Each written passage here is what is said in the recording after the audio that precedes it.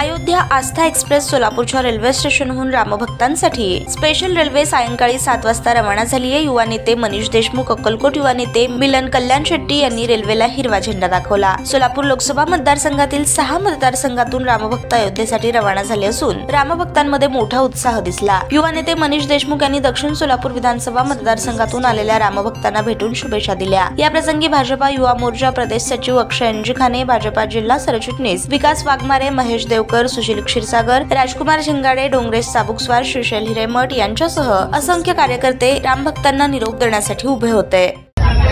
जय श्रीराम।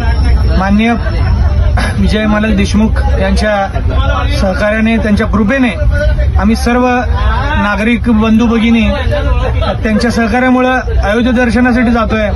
मी आज रेल्वेमध्ये सगळ्यांशी संपर्क केलो किंवा सगळ्यांशी चर्चा केलो, हे एवढे भावुक, एवढे आनंदित झालेत। त्यांचं असं म्हणणं आहे की त्यांनी आयुष्यात कधी जाऊ शकतात का नाही त्यांच्या ह्याच्याने, तर मालकांच्या कृपेने एवढ्या व्यवस्थेनुसार त्यांनी दर्शन घेण्यासाठी आम्ही निघालो सगळे। त्यांनी सगळ्यांनी एवढे आनंदाने आणि खूप म्हणजे आता काय भावुक झालेले आहेत ते, एवढी व्यवस्थेनुसार त्यांनी घेऊन चाललेत रामललाच्या दर्शनासाठी। आणि इथली व्यवस्था आणि इथले सगळ्या जेवणाची, राहण्याची आणि रेल्वेमधील पण सगळं सहकार्य हे खूप चांगल्या प्रकारे केलेल्यामुळे आम्ही मालकांना एवढं धन्यवाद देतो। मालक, तुम्ही मला हे सेवा करण्याची संधी दिलात।